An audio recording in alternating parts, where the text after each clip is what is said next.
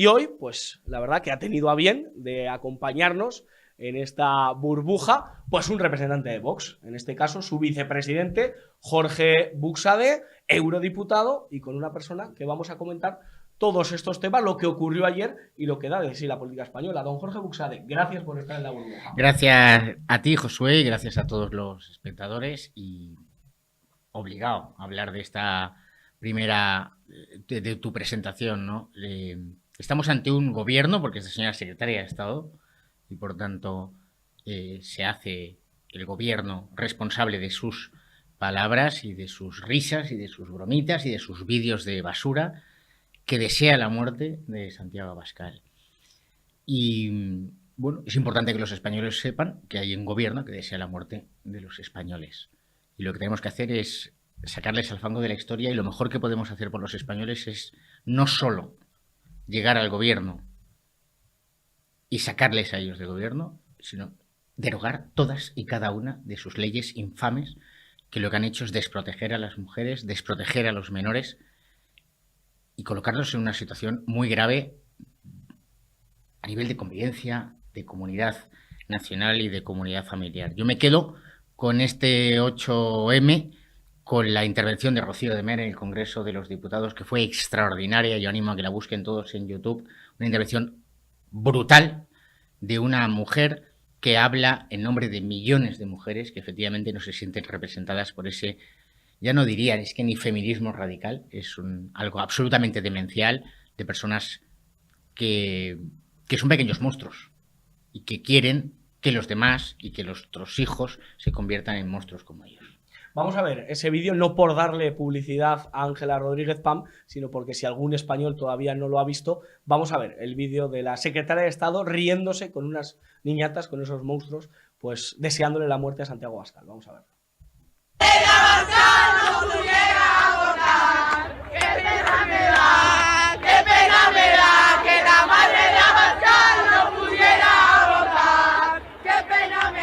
Don Jorge, Ángela Rodríguez Pam ha respondido y ha dicho que ustedes nunca han ido a una manifestación feminista y por eso saben que estas cosas pues pasan. ¿Tienen que pasar estas cosas? Primero, no hemos ido ni iremos, porque para escuchar esto, mejor quedarse en casa trabajando o visitando a los españoles allí donde se encuentren y conociendo sus realidades. Pero es que en las manifestaciones de Vox no se escuchan estas cosas. Las manifestaciones de la gente del campo no se escuchan estas cosas. En las manifestaciones de los transportistas, estoy hablando solo de sectores que se han manifestado de forma constante contra este gobierno, ni se escuchan estas cosas, ni se queman contenedores, ni se destrozan escaparates, que es la forma que tiene de manifestarse aquel que no tiene razón. Ellos son conscientes de que no tienen razón, de que están intentando manipular con una brutal propaganda pagada con millones de dinero público y, por tanto, dinero de los españoles, intentando manipular a nuestra juventud, manipular también a los mayores. Y lo que pasa es que durante años no han tenido a nadie enfrente. Tenían a alguien que les, bueno, se oponía un poquito, pero luego gimoteaba y les daba la razón. Y ahora pues somos unos cuantos, 4 millones de españoles y subiendo, los que hemos dicho que ya no vamos a aceptar más sus engaños, su manipulación, y que ya vamos a la reconquista, que vamos al contraataque. Y que queremos cambiar España y rehacer todo lo que han destruido. El 8M también nos dio para otro tipo de imágenes. Vamos a ver en este caso a unas feministas muy obsesionadas con la cuestión de la sexualidad y con expresiones bastante soeces. Vamos a ver esos cánticos para comentarlos con Jorge Buxade. ¿Te imaginas? ¡Mi cuerpo! ¡Mi vida! ¡Mi forma de follar! ¡No se arrodilla ante el sistema patriarcal! ¡Mi cuerpo! ¡Mi vida! ¡Mi forma de follar! ¡No se arrodilla ante el sistema patriarcal! ¡Mi cuerpo! ¡Mi vida! ¡Mi forma de follar! ¿Por qué esta obsesión de las lacayas de Irene Montero por la sexualidad? Bueno, pues sería muy complejo. Habría que remontarse a Freud, a Marx y a todo lo que se produjo en el siglo XIX, que es la ruptura de una concepción del hombre basada en la realidad y basada en los hechos. Ellos llevan la sexualidad a la máxima expresión porque es una forma de tener a la gente ocupada en otras cosas. Y tenemos problemas muy graves. Estamos viendo esas violaciones como la que conocimos hace pocos días en Badalona, de una niña de 12 años violada en manada por una serie de jóvenes, incluso menores de la edad penal, con lo cual ni siquiera van a tener respuesta. Estas pobres señoras, porque son compatriotas mías y no aparecen como secretarias de Estado y ministros del gobierno, son las que apoyan al partido que promovió y votó a favor de una ley que ha excarcelado a más de 80 violadores, creo que estamos ya, y ha rebajado las penas a 800 violadores y agresores sexuales de mujeres y de menores. Y estas son las que vienen contando estas historias. Pues efectivamente, hay una cosa característica que es difícil de explicar y a lo mejor aquí en Antena es complicado, ¿no? Porque requeriría más tiempo. Pero la sexualidad, la vida sexual de un hombre y de una mujer no es objeto del tema político. La política habla de las cuestiones comunes, de lo que es el bien común, de las cuestiones que interesan a la mayoría de los españoles. Y la sexualidad no es una cuestión relevante. Y ellos lo que han hecho es traer todo lo privado a lo público y en cambio de lo público no se preocupan y se rinden ante el IBEX 35 porque estos son los que iban a poner a las eléctricas en su sitio, ¿no? Estos son los que iban a poner las eléctricas en su sitio. Le recuerdo ayer, Rocío de Mer le sacó el nombre de Ana Patricia Botín, de este tipo de nombres, porque realmente... El feminismo de Vanity Fair. Es que es una intervención maravillosa de Rocío, porque además es la voz que yo he escuchado pues en Córdoba, en Jaén, que he estado esta semana, en toda Andalucía, en Castilla y León, en Cataluña, en Madrid, en todos los procesos electorales. Escuchamos lo mismo de las niñas, de las adolescentes, de las mujeres ya adultas. Es la voz de mi madre, es la voz de mi mujer, es la voz de mi hija. Esa es la voz de las mujeres que quieren empleo. Y otra frase maravillosa de la intervención de ayer de Rocío, que me la voy a quedar ya para siempre, es que hay muchas, miles, cientos de miles de mujeres que quieren dedicarle más tiempo a sus hijos y a su marido que a su jefe. Igual digo que hay muchos hombres que les gustaría dedicarle más tiempo a su mujer, a sus hijos que a su jefe. Pues caminemos, construyamos, hagamos un país en el que los hombres y las mujeres puedan dedicar más tiempo a sus hijos, a sus cónyuges que a sus jefes. El director de cine Gordon decía aquello de si volvieran a hacer, pasaría más tiempo con mis hijos. Pues sí, esto es algo que todos cuando hacemos el examen de conciencia a final de día, y mira que yo por la situación de ser eurodiputado, pues efectivamente paso muchos días fuera de casa y efectivamente esto forma parte del examen de conciencia. Dedicarles más tiempo y en cualquier caso el que les dedicas con mucha calidad para que en ese momento tus hijos sean lo más importante de ese segundo o de ese minuto en tu vida. Algo que le va a quitar mucho tiempo, me temo, son las elecciones municipales y autonómicas, porque toca hacer campaña. Y yo les quiero preguntar, porque en el 2015 vimos cómo Podemos fue capaz de gobernar Madrid, gobernar Barcelona, gobernar Valencia, gobernar Cádiz. ¿Por qué Vox no tiene esas expectativas? Tener la capacidad política de llegar a esas grandes ciudades, poner un pie encima de la mesa y decir, oye, que gobernamos aquí también. Bueno, vamos a verlo. Vamos a ver el resultado de las elecciones municipales y autonómicas el 28 de mayo. Nosotros afrontamos estas elecciones con mucha ilusión, con mucha esperanza, con unas ganas enormes de que llegue ya la campaña y de que llegue el día de las elecciones, pero también con mucha humildad. Yo creo que lo que nos ha caracterizado siempre es la humildad, el trabajo, que cuando no hemos sido humildes, pues las cosas no han ido bien, y vamos a ser humildes. Y vamos a saber que las elecciones municipales lo que queremos nosotros es crecer y ser el partido que más crece. Y llegar a muchísimos sitios donde ahora no estamos. La mayor parte de los telespectadores no lo sabrán, pero yo les voy a dar un dato. En las elecciones de mayo de 2019, las últimas elecciones municipales, el Partido Popular consiguió alrededor de 22.000 concejales. Se dice pronto. El Partido Socialista, 20.000 concejales. Vox, 530.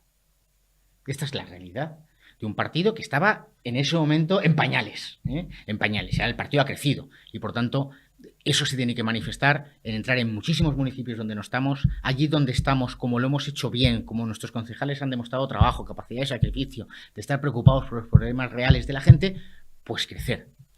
Y luego veremos en mayo si efectivamente tanto en el ámbito municipal como en el ámbito regional, es posible construir alternativas a los gobiernos de la izquierda, que por desgracia tú has puesto, pues efectivamente, Barcelona o Valencia son esos dos ejemplos tremendos. También el Madrid de Carmena, ¿no? Pero luego tenemos gobiernos regionales, ¿eh? Tenemos gobiernos regionales como el de Baleares, como el de Valencia, como el de Aragón, donde sería muy importante que se pudiera construir una alternativa a los gobiernos separatistas, que es lo que al final han acabado siendo todos estos. ¿En algún lugar sería un fracaso no entrar o no ser determinantes? No, por precisamente esa realidad. De todas maneras, yo estoy absolutamente convencido que Vox va a crecer, que vamos a ser el partido que más crece. Ese es nuestro objetivo y eso es para lo que vamos a trabajar. Hay lugares donde las encuestas, aun sabiendo que nosotros las encuestas, pues sobre todo las del CIS, pero también hay los CIS de la derecha, los CIS privados de la derecha del Partido Popular, bueno, hay sitios donde las expectativas son importantes y donde además se basa en una realidad que es el trabajo bien hecho, por ejemplo, en la región de Murcia o Ceuta, ¿no? Donde además, bueno, pues otros partidos van a tener que mojarse en cuanto a quiénes quieren ser sus socios, ¿no? Pero ahora mismo no estamos en eso, ahora mismo estamos en desarrollar esta campaña de Cuida lo Tuyo, que es demostrar que Vox tiene todo un programa, todo, es una expresión muy fea, muy cursi, pero la voy a decir, un alma municipal, ¿no? Porque siempre se nos acusa, vosotros queréis un Estado unitario, sí, es verdad, y creemos que las comunidades autónomas han sido un modelo ineficaz, ineficiente, insolidario, injusto, que ha provocado pues enfrentamientos tremendos entre españoles e injusticias entre españoles. Pero creemos en los municipios y creemos en las provincias, como lo hemos demostrado, por ejemplo, en el primer Viva, ¿no? Que era una exposición de toda la riqueza provincial de España. Pues también en los municipios, que ahí es donde empieza la patria, donde empiezan las necesidades de nuestros mayores, los servicios públicos, el comercio de proximidad, toda una serie de cosas que esa izquierda progre ha dejado absolutamente de lado, ha dejado de lado a los trabajadores, ha dejado de lado a los autónomos, ha dejado de lado a la pequeña y mediana empresa. Y todo eso lo estamos poniendo ahora en esta campaña de Cuida lo Tuyo, que es el sembrar para recoger el 28 de mayo. Cuida lo Tuyo, es importante, ustedes están haciendo toda una tournée por muchas ciudades de España para exponer su proyecto. Y yo le pregunto, a veces a usted le acusan, y yo para mí sería un piropo el hecho que le digan, no, Buxadé representa el área más social o de defensa de las clases más bajas y trabajadoras. ¿Por qué Vox saca muy buenos resultados en barrios como Chamberí, aquí en Madrid, Salamanca? Y en cambio todavía falta mucho en Orcasitas, falta mucho en Villaverde Bajo, se sacan muy buenos resultados en Valdemoro, pero faltan en otros pueblos más pobres. ¿Qué le falta a Vox para llegar a esas clases? Pues mira, y sacamos unos resultados extraordinarios en el Ejido, en el campo de Gibraltar, en Algeciras, en la ciudad de Barcelona. Si no recuerdo mal, el distrito que más nos votó es el distrito donde yo nací, No Barris, que es el distrito pues más humilde, digamos, donde llegó toda la emigración interna española de andaluces, de extremeños, de gallegos que vinieron a trabajar y a levantar Barcelona. Bueno, estos son los resultados. Nosotros no hacemos una política para los españoles, y en el ámbito económico, además, las políticas tienen que ser para todos los españoles. En el ámbito de lo económico, el elemento ideológico tiene que tender a ser cero. Tenemos que hacer políticas para nuestros autónomos, políticas para los trabajadores, políticas para el pequeño y mediano empresario, pero también políticas para los funcionarios que, por desgracia, y yo he sido abogado del Estado, soy abogado del Estado, ahora en situación de servicios especiales, es un sector donde hay 3 millones de personas que trabajan para la administración pública y que en muchas ocasiones pueden aparecer como una especie de coto cerrado de los dos grandes partidos, pero también hay muchos funcionarios ímprobos que se les cae la cara de vergüenza ver que esta secretaria de Estado sea a quien supuestamente deben obedecer y deben seguir su línea, ¿no? Y en materia de economía, todos los españoles tienen todo el derecho a conseguir un empleo estable. Y esta es la cuestión fundamental, que hemos asumido que en España tiene que haber paro. Pero lo han asumido todos. No podemos aceptar eso, no podemos aceptar la mera idea de que haya un español que se levante por la mañana y no tenga algo que le llene profesionalmente, que le permita traer dinero a casa, porque eso va a ser prosperidad para él, prosperidad para su familia, va a ser natalidad, va a ser creación de prosperidad. Fijaos, los que viven en barrios donde hay muchos niños son barrios con vida, son barrios con alegría. Aquellos barrios que se han envejecido o aquellos pueblos que se han envejecido, pues pierden alegría. Pues vamos a recuperar esa alegría. ¿Y eso es ser social? Pues bueno, pues son las etiquetas que te ponen los periodistas. Pero yo tengo absolutamente muy claro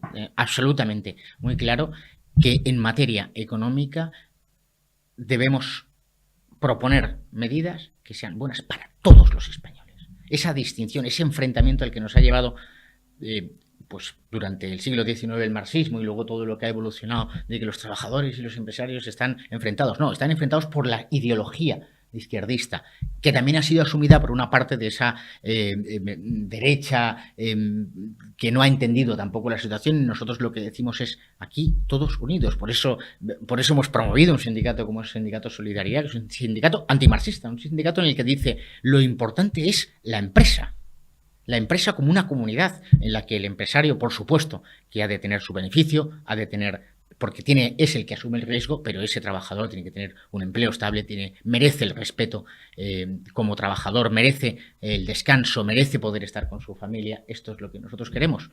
Y además se puede hacer. Por supuesto que se puede hacer, pero hay que ponerle decisión. Yo espero que saquen un muy buen resultado en Santa Coloma de Gramenet, para que Juan Gabriel Rufián tenga una mala tarde.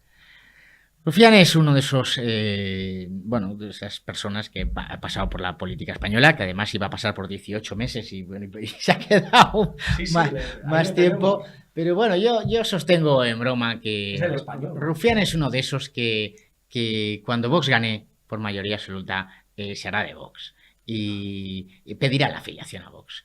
Y entonces ya veremos si el partido pues entiende que reúne los requisitos para afiliarse a Vox, pero es un superviviente de la política que dijo que estaba aquí para 18 meses y lleva ya como 6 años. Y efectivamente Juan Carlos Segura, que es nuestro candidato en Santa Coloma de Gramenet, pues dará buena cuenta de ello seguro. Y es el ejemplo.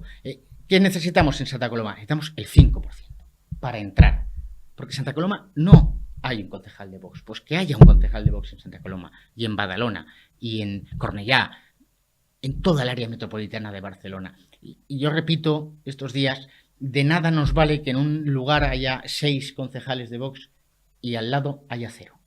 Necesitamos 1 en cada municipio, al menos. Y luego si hay más, y si encima somos determinantes de las políticas que se vayan a desarrollar, pues miel sobre hojuelas. Por supuesto que para eso es para lo que Vox ha nacido, que es para alcanzar el gobierno y desarrollar políticas en favor de los españoles. Pero todos los municipios con un concejal de Vox. Y para eso necesitamos el 5%. Ese 5% famoso. ¿El caso del Tito Berni le va a pasar factura a nivel municipal autonómico al Partido Socialista? Pues mira, como todo lo que ellos disfrutaban va sin IVA, pues no sé si le va a pasar factura, porque las prostitutas y la cocaína van sin IVA. Yo espero. En la historia de España ha habido momentos donde la corrupción política, la corrupción económica, la corrupción moral ha producido efectos electorales y en otras ocasiones no. Esto es muy grave y yo creo que además cuando hablamos de corrupción normalmente lo que vemos es solo la punta del iceberg.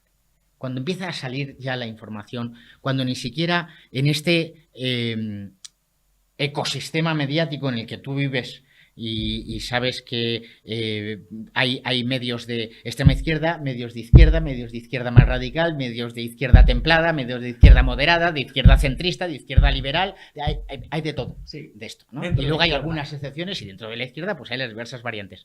De algún medio excepcional que saca la cabeza o algún periodista que saca la cabeza y habla de lo que realmente está sucediendo. Cuando ya un caso como este ha salido a todas las grandes portadas, eso quiere decir que lo que hay detrás es muy grave. Lo vemos en Canarias con este caso, pero lo estamos viendo también con las adjudicaciones y la contratación en Cantabria que afecta al Partido Regionalista Cántabro, un partido regionalista que ha gobernado y que ha sido un socio leal del Partido Socialista, y vamos a ir viendo más cosas Estoy absolutamente convencido. Frente a estos escándalos, Vox ha decidido ponerle una moción de censura a Sánchez, con un candidato que está dando mucho que hablar. Yo sé que usted no lee El País o no lo lee mucho, No. prácticamente nada, como Iván Espinosa Los Monteros, pero ha dado una entrevista, el candidato. Ha dicho que está a favor del cambio climático, que les va a explicar a ustedes. Usted es dirigente de Vox, le va a explicar a usted que el cambio climático sí es importante abordarlo. Yo le pregunto directamente, si arrepienten de Ramón Tamames y luego, si habla del cambio climático, van a aplaudir. Usted no está en el Congreso, pero sus compañeros creen que le van a aplaudir cuando hable de estas cuestiones. Arrepentirnos, no, o sea, arrepentimos. Yo creo que aquí estamos dándole la vuelta. Quienes más atacan la figura de Ramón Tamames son, curiosamente, los medios supuestamente de derechas. Supuestamente de derechas. Hay un ataque a su figura, que fue en la primera fase, que si tiene 89 años, que si no va a aguantar el tiempo de la moción, era absolutamente infame, inmoral, una cosa muy sucia. Porque esa generación de españoles, la de Ramón Tamames y todos los de su generación, fueron los que contribuyeron a convertir España en la octava potencia industrial del mundo. Y ahora, ¿dónde estamos? ¿No? En una España en la que pues, había casi un pleno empleo, donde había, por supuesto, una necesidad de modernización de las infraestructuras, había toda una serie de necesidades, pero una España... Y eso se consiguió con el trabajo de esa generación. Con el trabajo de esa generación. Dicho esto, Ramón Tamames reúne los requisitos que nosotros dijimos. Un candidato neutral, un candidato que no tenga afiliación política. Yo creo que hemos mostrado mayor generosidad posible, ¿no? Oye, si tanto les gusta el discurso que dicen que Tamames va a hacer, pues que le voten. Si de eso se trata. Entonces, es curioso, dicen, no, los que no son de Vox, los que nos atacan, los que nos insultan, los que intentan humillarnos, dicen, hombre, Vox ha presentado un candidato que piensa como yo y no como Vox. Y pretenden hacer mofa de esto. Esto se les va a volver en su contra. Hay una cosa que el pueblo español ya no acepta, que es la hipocresía. Y si algo caracteriza a Vox es la autenticidad. Nosotros lo engañamos. Lo hemos engañado desde el primer momento. Porque si hubiéramos querido hacer una moción de Vox, pues por supuesto, pues lo hubiera defendido algún diputado del Congreso y hubiera sido candidato Santiago Abascal. O Santiago hubiera defendido la moción y hubiera puesto algún diputado del Congreso o alguien del partido.